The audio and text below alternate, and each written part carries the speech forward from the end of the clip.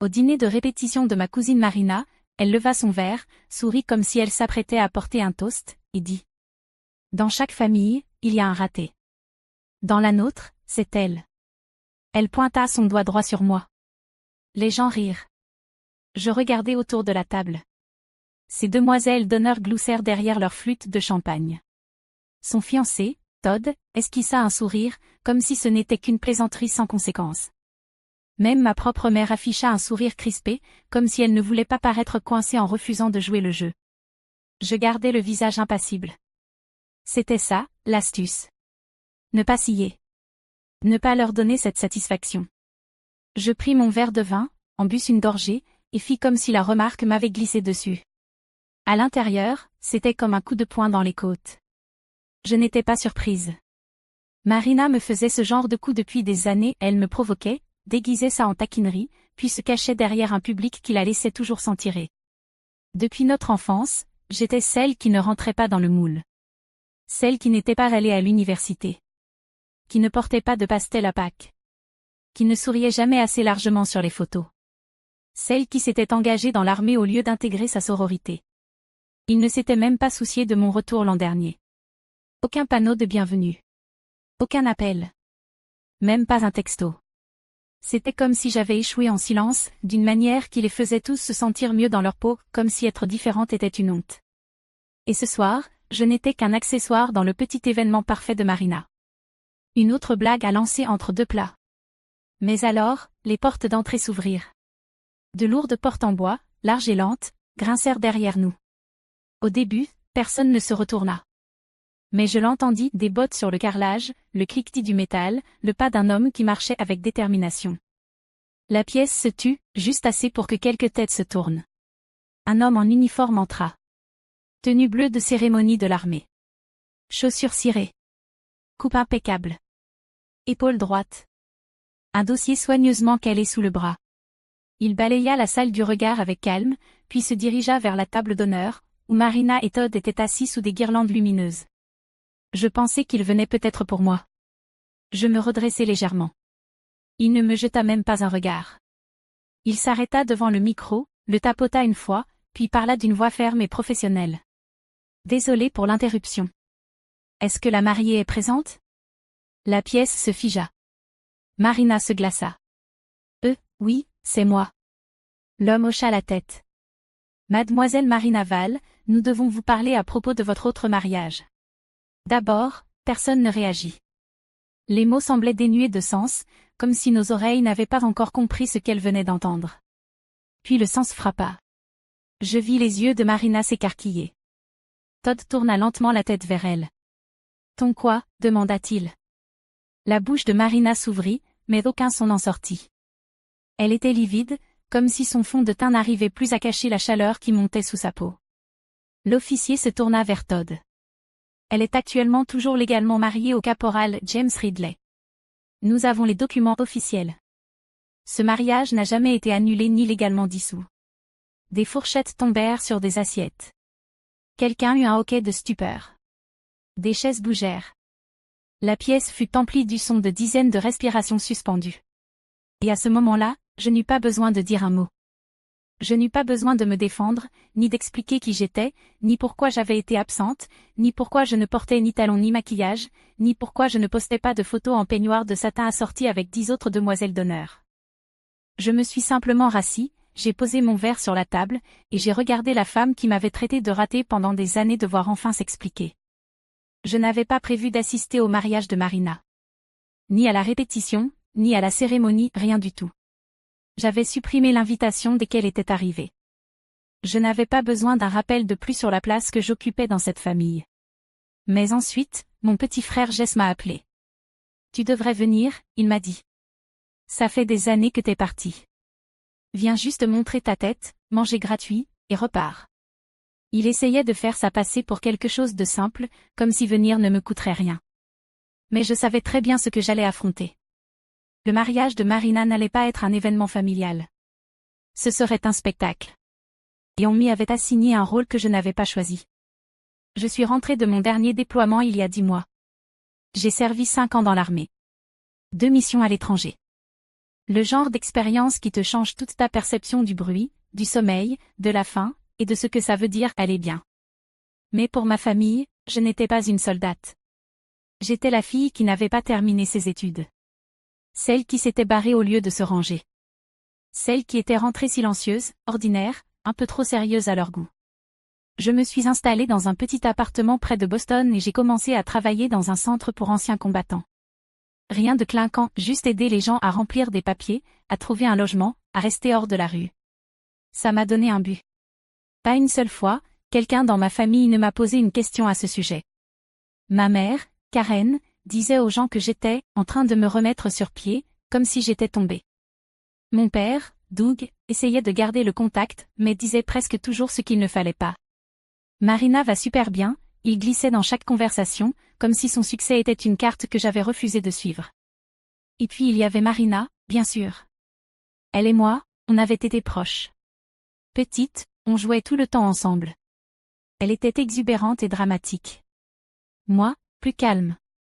Elle me confiait ses secrets. Moi, je les gardais. Mais ça a changé avec l'âge. Quelque part entre le collège et le bal de promo, je suis devenue quelqu'un qu'elle tolérait à peine.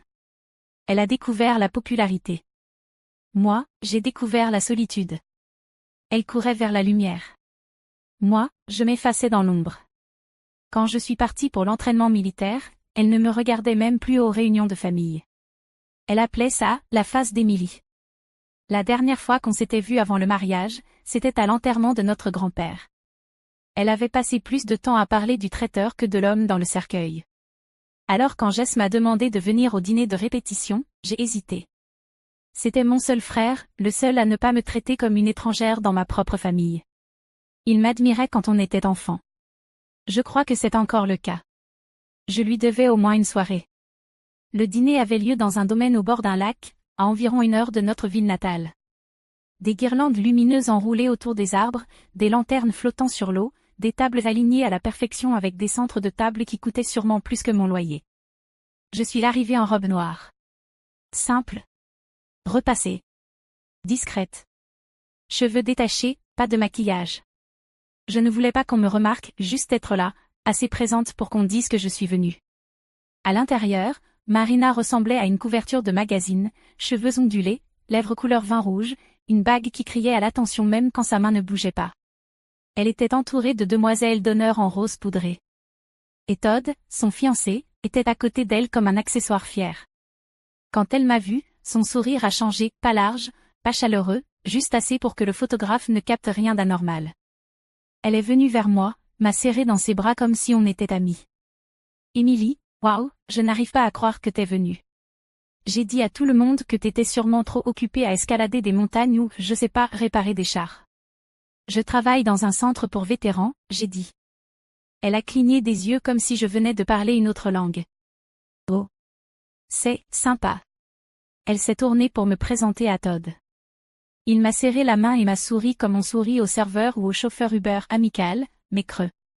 Je me suis assise à une table près de mes parents. Ma mère m'a accueillie d'un « Tu as l'air fatiguée, ma chérie ». Mon père m'a fait un signe de tête ferme, puis s'est mis à parler de taxes foncières avec l'homme à côté. J'étais à côté de Jess, qui s'est penchée vers moi pour chuchoter. « Tu gères bien. Respire. » Je n'avais pas envie d'être là. Mais j'y étais. J'étais venue. Je pensais que ce serait suffisant. Je ne le savais pas encore, mais ce soir-là serait la dernière fois que ma famille verrait Marina comme avant, et la première fois qu'elle me verrait vraiment. Le dîner a commencé comme tous les autres événements familiaux, lisse en surface et tendu en dessous. Des serveurs flottaient entre les tables avec des plateaux de vin et d'amuse-bouche. La voix de Marina dominait la musique douce pendant qu'elle riait trop fort aux histoires de ses amis. Son fiancé, Todd, restait près d'elle, hochant la tête comme s'il comprenait toujours la blague, même quand il n'écoutait pas. J'étais assise entre Jess et un cousin que je n'avais pas vu depuis le collège. Il parlait de bourse. J'hochais la tête poliment. Mes yeux revenaient sans cesse vers Marina. Elle jouait son rôle comme toujours, rendant tout ce qu'elle faisait facile et gracieux. Les gens se penchaient quand elle parlait, riaient plus fort que nécessaire, et souriaient trop longtemps après la fin de ses plaisanteries. Quand les discours ont commencé, son père, mon oncle Henry, a été le premier à se lever. Il a remercié tout le monde, accueilli la famille de Todd avec une blague sur la phase « Brizia » et porter un toast à l'avenir du couple. Rire. Verre qui s'entrechoque. Puis la demoiselle d'honneur de Marina a parlé. Puis un des frères de Todd, gentil, ennuyeux, prévisible. Puis Marina s'est levée. Elle n'a pas attendu les applaudissements ni l'attention. Elle les avait déjà. Elle tenait son verre avec une posture parfaite et balayait la pièce du regard, comme une reine qui s'adresse à sa cour. Je voulais juste dire merci, a-t-elle commencé, à tous ceux ici qui ont fait partie de nos vies. Surtout ceux qui nous ont montré ce qu'il ne faut pas faire. Quelques rires étouffés. Elle a tourné ses yeux vers moi. Fixé. Dans chaque famille, il y a toujours une personne, non, dit-elle, ton léger, moqueur. Celle qui n'a jamais vraiment trouvé sa voie. Qui sait toujours pas qui elle est. Dans notre cas, eh bien, elle est juste là. Elle a levé le doigt. M'a désigné.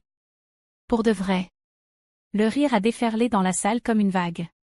Léger d'abord, puis plus fort, le genre de rire qui enfle parce que personne ne veut être celui qui reste silencieux. Je me suis figée. Mes joues ont chauffé, pas de honte, mais de retenue. J'ai fixé droit devant moi. Mâchoire serrée. Respiration contrôlée. Todd souriait, hochait la tête. Chaque famille en a besoin d'un, a-t-il ajouté en riant. Ça met de l'ambiance. Encore plus de rire. Ma mère a ri elle aussi, un rire aigu et mal à l'aise, comme si elle essayait d'effacer le malaise. Mon père baissa les yeux vers sa serviette. Jess ne rit pas. Il marmonna quelque chose que je ne compris pas. Ma gorge se serra, mais je ne dis rien. Je ne bougeais pas. Je gardais simplement les yeux fixés sur mon verre d'eau, observant les gouttelettes de condensation perler et glisser le long du verre. J'avais affronté pire. J'avais marché sous une chaleur capable de brûler la peau. J'avais dormi avec mes bottes, à côté de gens qui ne se réveilleraient peut-être pas. Mais ce soir-là, dans cette pièce parfaitement décorée, entourée de parents et d'étrangers prétendant me connaître, je me sentis complètement seule. Les rires s'éteignirent. Marina reprit son discours, feignant que la blague n'avait pas d'importance. Mais elle en avait. Elle l'avait pensé. Elle voulait que tout le monde rie à mes dépens, parce que cela la faisait briller davantage. J'ai pensé me lever. J'ai pensé franchir la porte d'entrée et ne jamais me retourner. Mais quelque chose en moi refusait de la laisser gagner comme ça. Je suis restée. Quelques minutes plus tard, le dernier toast prit fin. Le dessert était en train d'être servi quand les portes au fond de la salle s'ouvrirent. Au début, personne ne remarqua. La musique avait repris. Le tintement des fourchettes sur les assiettes de gâteaux remplissait l'air. Puis une silhouette entra. Grande. Soignée. En uniforme militaire complet. Sa seule présence modifia l'atmosphère.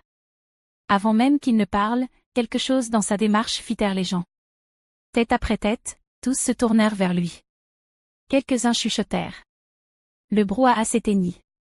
Il avança vers le devant de la salle d'un pas calme et volontaire, un dossier sous le bras. Les talons de ses chaussures cirées claquaient sur le plancher de bois comme un métronome. Il s'arrêta devant le micro. Sa voix était posée, formelle, pas forte, mais autoritaire. Veuillez excuser cette interruption. La mariée est-elle présente? Marina se leva. Oui, c'est moi, Marina. J'ai besoin de vous parler, dit-il, concernant votre autre mariage. La pièce fut plongée dans un silence si profond qu'il semblait palpable, comme un vide. Todd tourna lentement la tête vers elle. De quoi il parle? Marina ne répondit pas. Ses lèvres s'ouvrirent, mais aucun son n'en sortit. L'officier ne broncha pas. Mademoiselle Marina Val, vous êtes toujours légalement mariée au caporal James Ridley. Ce mariage n'a pas été dissous légalement. Nous avons les documents dans nos fichiers. J'ai reçu l'ordre de vous en informer dans le cadre d'une enquête formelle. Les gens fixaient la scène. Les parents de Todd murmuraient à présent. Ma mère avait la main sur la bouche. Mon père était figé, les yeux écarquillés. L'expression de Marina se fissura. Le masque tomba. Elle regarda autour d'elle comme si elle cherchait une réplique, une sortie, une explication. Mais le mal était déjà fait. Je baissai les yeux vers mon assiette. Je n'avais pas touché à mon dessert. Mon estomac était creux et dur. Elle avait tenté de m'humilier. Tenté de me remettre à ma place. Et maintenant, son monde parfait s'effondrait devant tout le monde. La pièce était tombée dans un silence total, un silence qu'on n'oublie pas. Pas un blanc ou une pause gênée, mais un silence qui engloutit l'espace. Les gens se regardaient, mais personne ne savait quoi dire. Les paroles de l'officier restaient suspendues dans l'air. Marina était toujours debout à la table d'honneur. Elle ressemblait à une statue. Ses doigts étaient crispés sur le bord de sa chaise. Sa poitrine se soulevait et s'abaissait rapidement, mais elle ne prononça pas un mot. Todd la fixait comme s'il ne la connaissait plus. Ses parents avaient l'air embarrassés, peut-être en colère, ou peut-être les deux. Une des demoiselles d'honneur chuchota quelque chose qui fit l'autre se couvrir la bouche. Je ne bougeais pas. Je n'en avais pas besoin. Pour une fois, ce n'était pas moi qu'on scrutait. Je n'avais rien à expliquer. J'étais venue discrètement, j'avais mangé, je m'étais tenue à ma place. J'étais venue. C'est tout. Et soudain, c'était largement suffisant. L'officier tendit à Marina une enveloppe brune. Voici une copie du certificat de mariage, dit-il. Vous l'avez signé il y a 2 ans dans le comté d'El Paso. Tant que cela n'a pas été formellement résolu, vous êtes légalement marié aux yeux du gouvernement fédéral. Cela peut avoir des conséquences juridiques pour votre cérémonie actuelle. Marina prit le dossier d'une main tremblante sans dire un mot. Elle ne pouvait regarder personne. Ses lèvres se serrèrent en une ligne dure alors que les larmes montaient, mais elle les retint. Todd parla enfin. C'est vrai? Elle ne répondit toujours pas. Je t'ai posé une question, dit-il, plus fort cette fois. C'est vrai, Marina? J'ai oublié, murmura-t-elle. Tu as oublié que tu étais mariée? Ce n'était pas réel, dit-elle, la voix brisée. C'était pour l'assurance. Ils partaient en mission. On n'a jamais vécu ensemble. Ça ne voulait rien dire. Todd ne répondit pas tout de suite. Il baissa simplement les yeux. Puis il se détourna de la table, passa devant les invités, devant le photographe qui avait cessé de prendre des photos. Il ne claqua pas la porte. Il disparut simplement derrière elle. Marina resta là, seule. L'officier inclina poliment la tête et ressortit par où il était venu. Une fois parti, les gens recommencèrent à bouger, à chuchoter, à regarder autour d'eux, à se lever pour débarrasser leurs assiettes ou faire un détour maladroit vers le bar. Je restai assise longtemps. Puis je croisai le regard de Jess. « Ça va ?» demanda-t-il doucement. « Oui. »« Tu savais pour ça ?» Je secouai la tête. « Non. Je ne l'aurais pas gardé pour moi si j'avais su. » Il hocha la tête, toujours les yeux fixés sur Marina. On dirait qu'elle a enfin dépassé les bornes. J'aurais pu me lever, dire quelque chose. Demander si on pensait encore que j'étais l'échec de la famille, si ça comptait parmi les choix de vie irréprochables de Marina. Mais je ne le fis pas. Je ne me sentais pas triomphante. Je n'avais pas besoin d'en rajouter. La vérité s'était imposée toute seule. Je n'avais rien eu à faire. À la place, je me levai lentement, enfilai ma veste, et regardai la porte. Puis je me tournai vers ma mère. Elle avait l'air abasourdie, toujours assise, un verre de vin à moitié plein à la main. « Je m'en vais, dis-je. » Elle cligna des yeux et leva les yeux vers moi. « Émilie, ça va? » « Oui. » Mon père se leva lui aussi. « Tu ne veux pas de dessert? » ?»« Non. » Je me tournai vers Jess. « Tu restes encore un peu? Tu veux que je te ramène? » « J'ai ma voiture. »« Envoie-moi un message quand tu rentres, » dit-il. Il me prit brièvement dans ses bras. En passant devant la table d'honneur, j'aperçus Marina affaissée sur sa chaise, fixant les papiers dans ses mains. Personne ne lui parlait. Pour une fois, elle n'était pas le centre de l'attention. Elle n'était qu'une personne parmi d'autres, qui avait fait un choix et devait maintenant en affronter les conséquences. Et pour la première fois depuis des années, ce n'était pas de moi qu'on chuchotait. Je n'étais pas invisible. Je n'étais pas la cible d'une moquerie. J'étais simplement une femme qui avait servi, qui était rentrée chez elle, et qui avait gardé son intégrité. Une femme qui avait survécu à bien plus que ce que quiconque dans cette pièce pouvait imaginer. Je ne claquai pas la porte non plus. Je sortis calmement, posée, stable, et indifférente.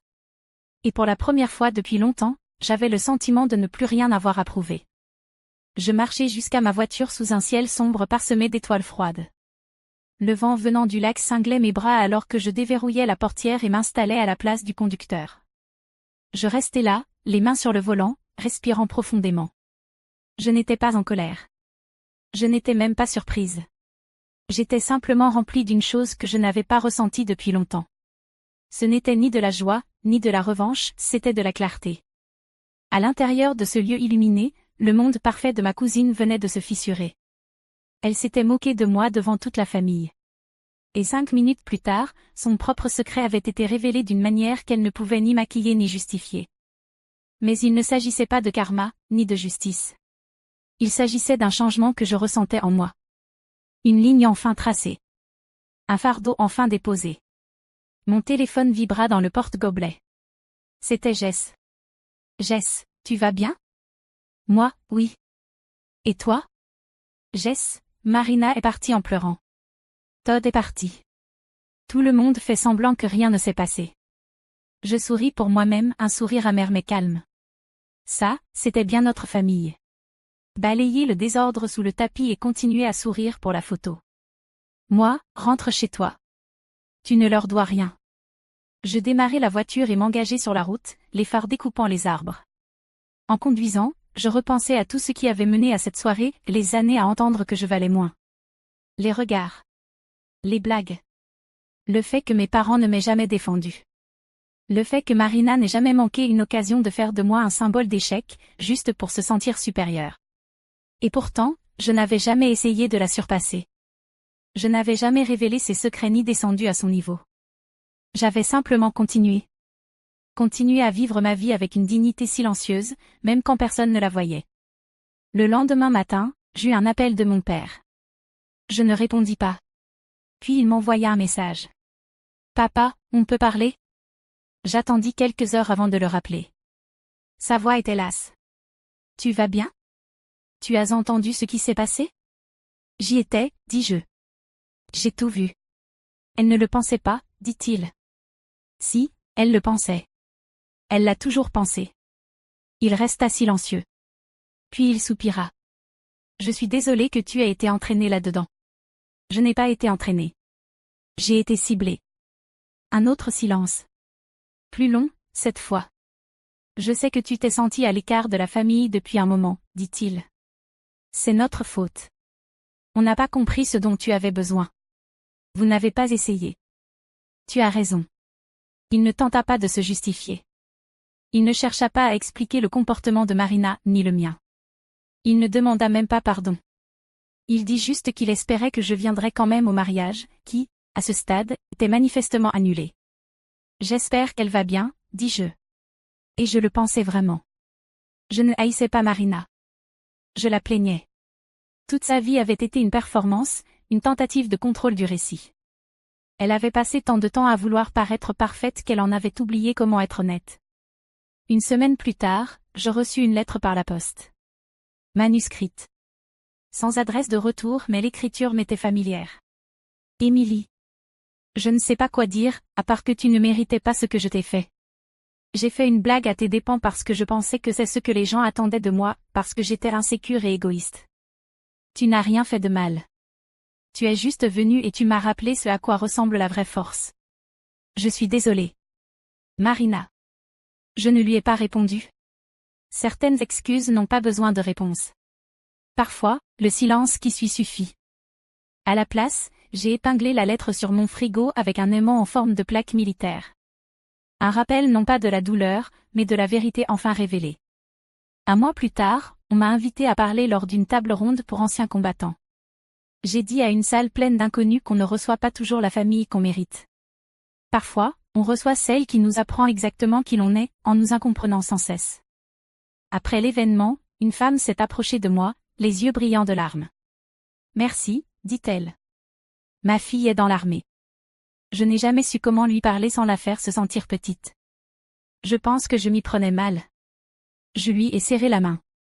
Il n'est pas trop tard pour bien faire. En repartant ce soir-là, j'ai compris que je n'avais jamais été l'échec. J'avais été le bouc émissaire de leurs insécurités. J'avais construit ma vie de mes propres mains. J'avais porté mon silence comme une armure, non comme une honte. Et pour la première fois, je me voyais enfin comme je méritais d'être vue. 2 mois se sont écoulés avant que je ne revoie quelqu'un d'eux. Le mariage de Marina était officiellement annulé. Pas de grande annonce, pas d'explication envoyée aux invités, pas de photos postées, juste le silence. Ses réseaux sociaux se sont éteints. Son site de mariage a été supprimé. Pour la famille, c'est devenu une autre chose dont il ne fallait pas parler, quelque chose qu'ils espéraient que les gens oublient. Mais moi, je n'ai pas oublié. Pas par désir de vengeance. Pas par rancune. Je m'en souvenais parce que, pour la première fois, quelque chose s'était brisé et tout le monde avait dû affronter la vérité. Le prochain rassemblement familial fut l'anniversaire de mon père. Moins de monde. Moins de distractions. Pas de toast au champagne. J'ai hésité à y aller. Mais cette fois, je n'avais pas l'impression d'entrer en territoire ennemi. Je me sentais différente. Je me sentais égale. En entrant, ma mère m'a adressé un sourire discret. Pas de remarques acides sur ma tenue. Pas de petites piques sur ce que je faisais de ma vie. Juste un vrai, presque prudent « bonjour ». Marina n'était pas là. Je me suis assise à côté de Jess et j'ai écouté les conversations tournoyer autour de nous. Pour une fois, on ne me parlait pas par-dessus. On me posait des questions, de vraies, sur mon travail, sur ce que ça avait été de rentrer, sur ce que je voulais faire ensuite. J'ai répondu honnêtement. Je ne me suis pas diminuée pour les mettre à l'aise. Après le dîner, mon père m'a prise à part dans la cuisine. Il s'est adossé au comptoir, les bras croisés. On a beaucoup pensé à cette soirée, dit-il. Moi aussi, lui répondis-je. Il m'a regardé, pas comme un père cherchant à réparer, mais comme un homme voyant enfin clairement sa fille. Je ne t'ai pas défendu. J'aurais dû. Toutes ces années, j'ai laissé couler parce que je pensais que ça passerait. Je pensais que c'était sans conséquence. Ça ne l'était pas, dis-je. Mais j'y ai survécu. Et je n'attends plus que quelqu'un me dise que je m'en suis bien sortie. Il acquiesça, les yeux humides. Tu t'en es mieux sorti que bien. C'était tout ce dont j'avais besoin. Pas parce que ça réparait tout. Mais parce que ça me disait que je n'avais plus à me battre pour être vue. Il avait enfin ouvert les yeux. Je n'ai jamais revu Marina, pas en personne. J'ai entendu dire qu'elle avait emménagé chez une amie dans le sud de l'État et qu'elle travaillait comme organisatrice d'événements indépendante. La famille n'en disait pas grand-chose, et je ne posais pas de questions. Son histoire n'était plus la mienne à poursuivre. Mais parfois, je repense à cette nuit. À la façon dont toute la pièce avait ri quand elle m'avait traité d'échec, et à la façon dont tout s'était figé quand son mensonge avait éclaté. Pas pour revivre le moment, mais parce que cela me rappelait une chose importante. Il y a des gens dans ce monde qui feront tout pour vous définir par votre pire jour, votre moment le plus difficile, votre période la plus silencieuse. Ils vous démoliront pour se sentir plus entier. Et si vous les laissez faire, ils écriront votre histoire sans votre consentement. Mais le silence n'est pas une faiblesse. Parfois, le silence est une force. Parfois, c'est la chose la plus bruyante dans la pièce. Cette nuit-là, je ne me suis pas défendue. Je n'ai pas riposté. Je n'en avais pas besoin. La vérité l'a fait pour moi. On dit toujours que le sang est plus épais que l'eau, mais on oublie la suite. Le sang du pacte est plus épais que l'eau du ventre. Cela signifie que la famille qu'on choisit, ceux avec qui on saigne, comptent parfois plus que ceux dans lesquels on est né. Ma famille ne savait pas quoi faire de moi parce que je ne rentrais pas dans le moule. Mais j'ai cessé d'essayer d'y entrer. J'ai commencé à construire une vie qui ne dépendait plus de leur approbation. Je l'ai bâtie avec service, avec intégrité, avec courage. Et au final, je n'ai pas eu besoin de devenir quelqu'un d'autre pour être digne. J'ai juste cessé de me rétrécir pour ceux qui refusaient de me voir. Quand j'entre dans une pièce, je n'espère plus leur respect, je l'attends. Et quand quelqu'un me traite d'échec, je souris, parce que je sais mieux que ça. Si cette histoire a résonné en vous, si vous vous êtes déjà senti ignoré, sous-estimé, ou réduit au silence. J'espère qu'elle vous a rappelé que votre valeur ne dépend pas du regard des autres. Elle se définit par la façon dont vous vous tenez quand personne n'applaudit. Vous n'avez pas à prouver votre valeur à ceux qui refusent de la voir. Tenez-vous droit malgré tout. La force tranquille parle plus fort quand le monde vous attend petit. Si cette histoire vous a touché, mettez un like à la vidéo. Partagez-la avec quelqu'un qui a besoin de l'entendre. Et dites-moi ce que vous en pensez dans les commentaires. Avez-vous déjà été le mouton noir de votre propre famille? Je lis chacun d'eux. Et si vous voulez d'autres histoires vraies comme celle-ci, sur la vérité, la résilience et la rédemption, abonnez-vous à la chaîne et activez la cloche pour ne rien manquer. Merci d'avoir regardé. Restez fort, restez ancrés, et écrivez votre propre histoire.